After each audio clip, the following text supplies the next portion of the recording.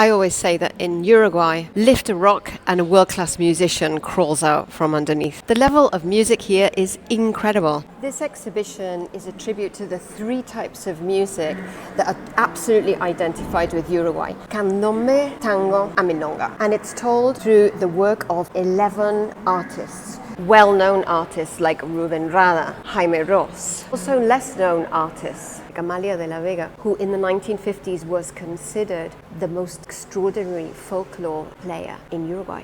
Lágrima Ríos, the Lady of Candombe. Incredibly, Uruguay doesn't have a music museum, but this exhibition that I'm going to show you around aims to set things to rights and get the ball rolling. This timeline is absolutely inspiring. Things start off with Alberto Mastra, 1917, the debut of the world's most famous tango. Yes, the world's most famous tango debuted in Montevideo. Lyrics written and corrected, wow, by Jaime Roos. Look, Amándote. The infamous blue folder that Mateo carried around wherever, including lyrics and his royalty payments.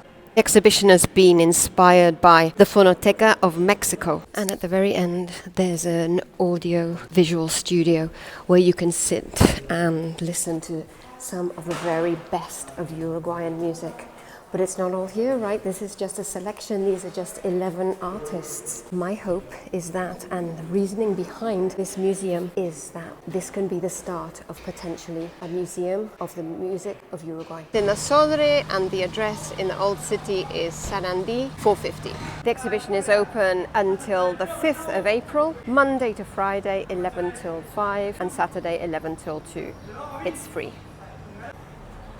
I've struggled to translate this. My best attempt is Candombe give birth to Milonga, and Milonga give birth to tango.